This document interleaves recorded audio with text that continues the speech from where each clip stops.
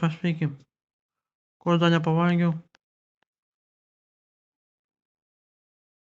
Tai va dabar šiandien įkelsiu, pažiūrėsiu. Va šitą platformą.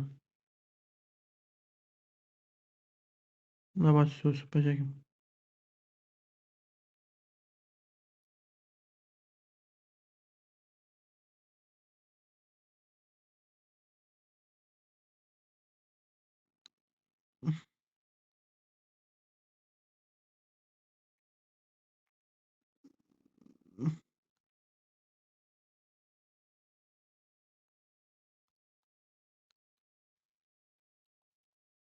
Įdėk po to.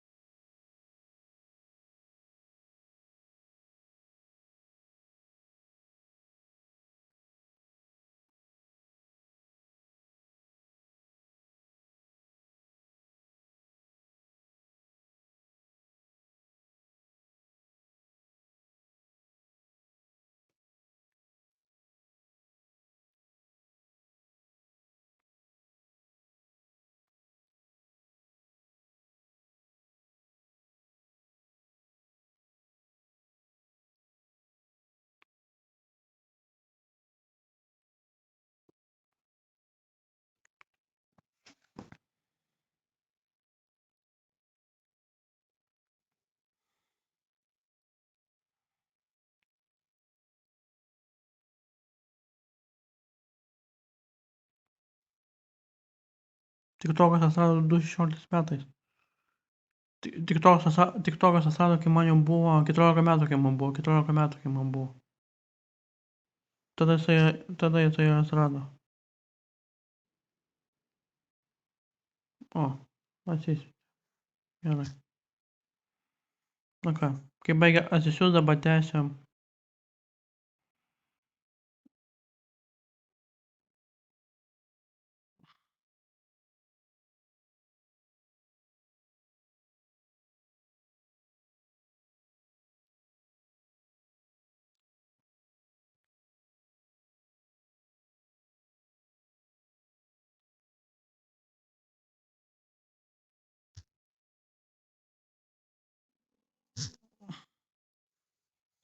Kai baig filmuot, nes man į TikToką neleidžia mano savęs filmuot.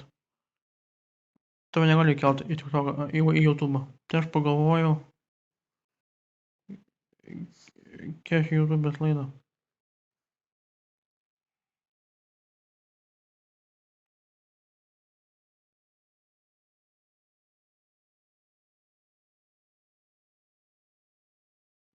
Sustoja apie 22 metų kovo 1 dienos.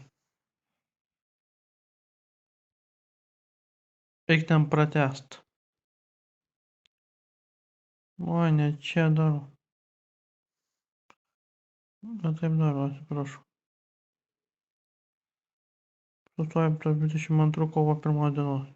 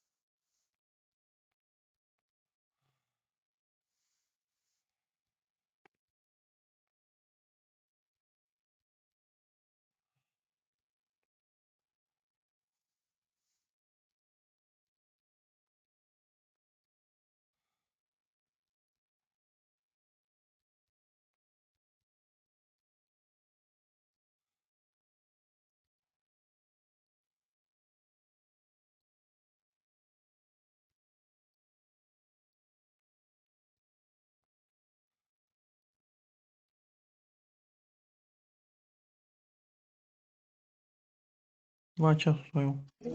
Geresnis laikas naujiems iPhone. iPhone 15 Pro tik nuo 41,58 € per mėnesį, o spartusis iPhone 13 tik nuo 25,33 € per mėnesį. Ieškokite visose Tele2 salonuose ir internete.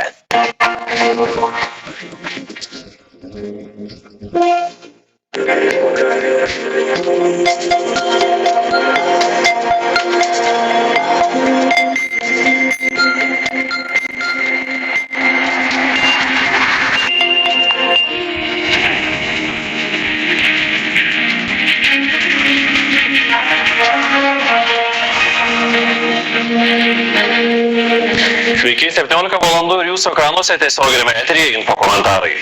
Rusijos gynybos ministras Sergejus Šoigu pareiškė, kad Rusija tęs puolimą Ukrainoje, kol bus pasiekti jos tikslai.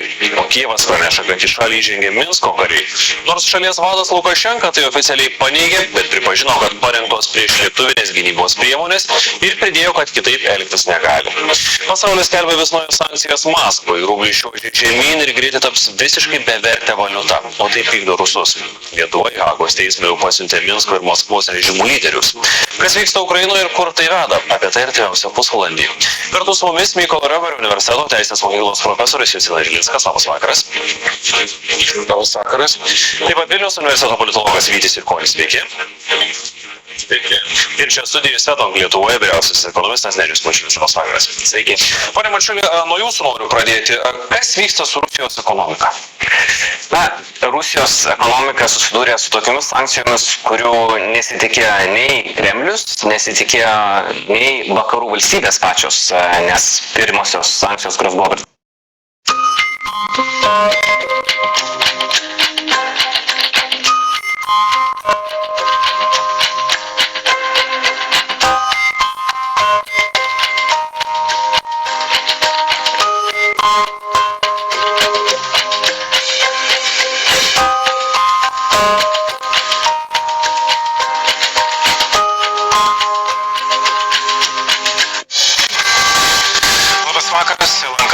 apie 9 karo Ukrainoje parą, taip pat kitos Lietuvos ir pasaulio naujienos. Kviečiame žiūrėti, aš Gintaras Deksnys ir aš Adomas Vilnius su sportu. Pirmiausia santrauka. Rusija atakavo didžiausią Europoje Zaporižijos atominę elektrinę. Kilęs gaisras po 4 valandų užgesintas. Reaktoriai nepažeisti, bet teritoriją užvaldė rusai. Zelenskis kaltina Rusiją branduoliniu terorizmu. Tankuose sumontuoti termovizoriai. Tai yra, jie žino, kur šaudo. Jie tam ruošiasi. 9 parą besitęsianti intensyvi Charkivo, Černihivo, Mariupolio gynyba stabdo okupantų judėjimą į Kijevą. Ukraina skelbia pirmą belaisvių sąrašą. Čia turbūt pats didžiausias laimikis. Daugiau nešaudys į taikius Ukrainos žmonės. Kremlius toliau slopina laisvą žodį. Tiesa apie karą Ukrainoje vadina melagiena ir specialių įstatymų numatė iki 15 metų kalėjimo už tariamą dezinformaciją. Nepriklausomas kanalas Dožd vietoj žinių jau rodo Gulbių ežerą, išgarsėjusi per pušą 91-aisiais. Jie nebuvo tokie reikšmingi, kad galėtų paveikti visuomenės nuomonę. Lietuvos valdžia Ukrainos pabėgėliams žada nemokamą gydymą, bet organizuoja jį sunkiai, ligoninės nepasirengusios. Vaik stovėjo 3 paras prie pasienio posto, jam pasibaigęs insulinas. Klaipėdos uostas kemšasi kroviniais, kurių negalima išvežti ne tik į Rusiją ir Baltarusiją, bet ir į Ukrainą. Praradimai finansiniai yra dideli, bet visi šiandien supranta, kad apart finansų yra svarbesnių dalykų. Kompanijai siūloma perkelti savo atstovybę iš Maskvos į Vilnių ir padėti kibernetinėme kare prieš agresorius. O pinigų Ukrainai aukos ir kaziuko prekeiviai. Angelai, kad jos saugotų visus ukrainiečius ir visus mus taip pat kartu.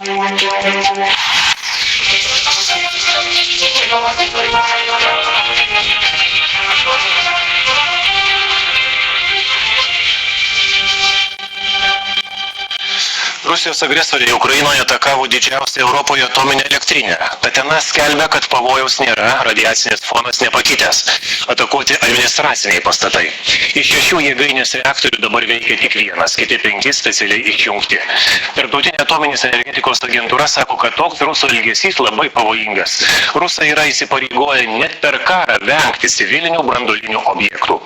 Europos lyderiai svarstys naujas sankcijas. Gedas Salyga tęsia. Zaporižios atominė elektrinė Ukrainoje didžiausia Europoje.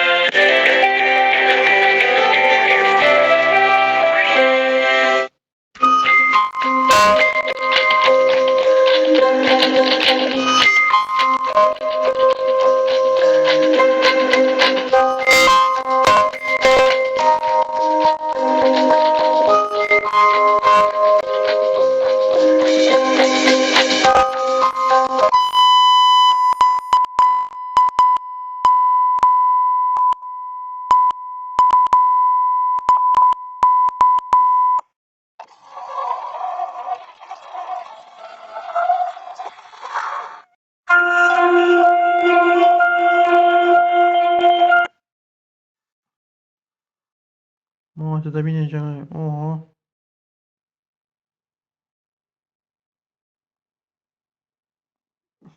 Per YouTube daug reklamų. Aš žiūriu Lietuvos televizorius. Oho.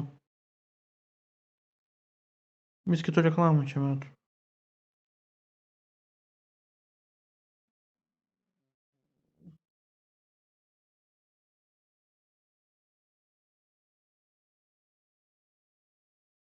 Čia moterim.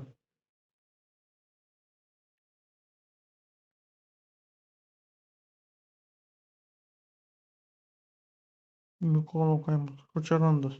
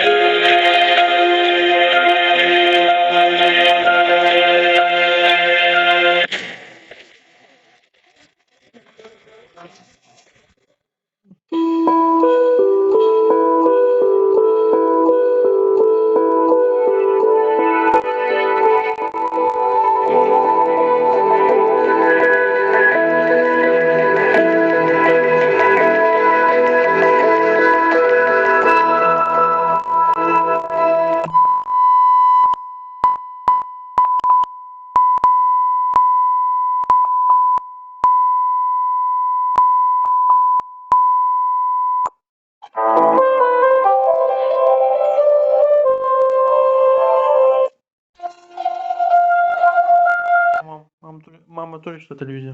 Įgeitų. Mama turi šitą televiziją, įgeitų. Bet mamai reikia mokėti įsigyti. Aha, mamai reikia mokėti.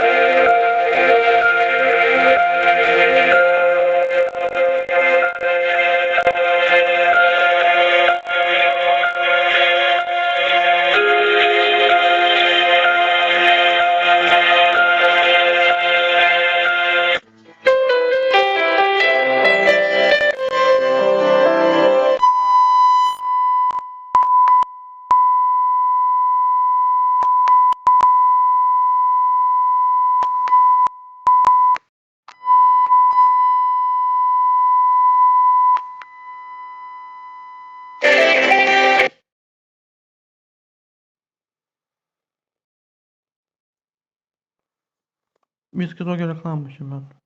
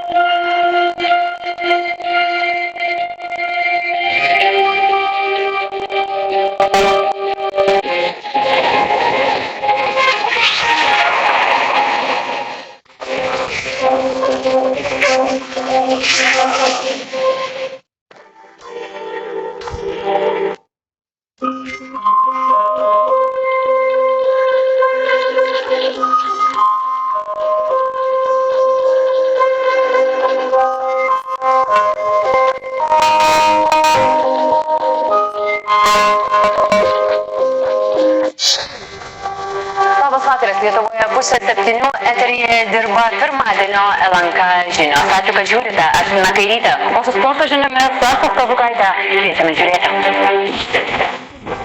Į Vilnių atvykęs Antony Blinkenas pažadėjo Lietuvoje dislokuoti dar 400 amerikiečių karių. Tai nebus nuolatinės pajėgos, bet valstybės sekretorius toliau ramina, kad NATO mus gins nuo Rusijos. The United States commitment to Article 5 is an attack on one, is an attack on all.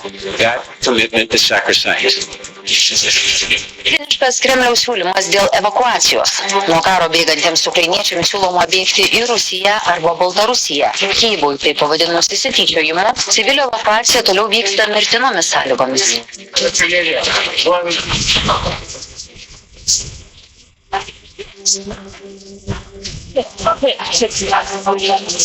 Rusijos pajėgos nužudė Kyjivo priemiesčio Hostomelio merą. Priešo kulka jį pakirto, dalinant gyventojams duoną ir vaistus.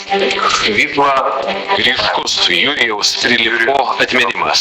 Jis prisidėjo su bendruomenė iki paskutinio atrodusio. Beloveže surengtas trečias derybų raundas. O Haga ėmėsi Ukrainos ieškinio prieš Rusiją, bet Maskva teismo posėdį boikotavo. Putin lies, and Ukrainians, our citizens, die. Degalų litro kaina jau artėja prie €70. Seimo komitetas puolė aiškintis, ar degalinės nepiktnaudžiauja karu. Iškart padidino čia kainas Lietuvoje, nors pardavinėja tą pačią seną naftą, kurią pirko mažesnėmis kainomis. Atidarytas naujas pabėgėlių registracijos centras. Karo baisybės mačiusius ukrainiečius nuo šiol priima ir Vilnius. Atvykėliai tikisi, kad čia ilgai užsibūti neteks. Мы хотим, чтобы все была Украина. Но если вдруг будет не Украина, смысла нет. Мы хотим, чтобы все было Украина. Parduotuves ištiko druskos krizė. Iš lentynų šluojama ukrainietiška akmens druska. Kai kurie prekybininkai net ėmė riboti, kiek vienas pirkėjas gali jos įsigyti. Jau čia senai nebėra, jau kelias savaitėms ir daugiau. Tai dopirkau 10 kilogramų. Apie gyvenimą nusteks pusę metų. Ir apie tai, kaip ilgai laukta kelionė į premjerą Lietuvoje virto bėgimu nuo baisaus karo. Dokumentinio filmo Tai gyvenimo Donbase herojė Ana pasakoja, kaip karas sugriovė jų gyvenimą. Vaikai, jie net negali svajoti, dėl to, kad visą vaikystę jie praleido strese, čia pat alsuojant karui.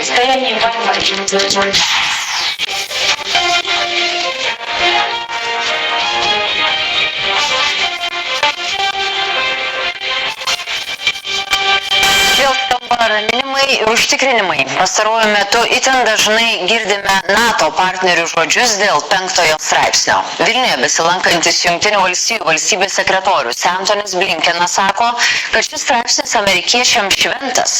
Blinkenas pareiškė, kad į Lietuvą Amerika atsiųs daugiau karių, bet nuolatinio bataliono kol kas vis tiek nežada. Eglė Račkauskaitė pasakoja ir apie toliau besitęsiantį detektyvą dėl naikintuvų Ukrainai.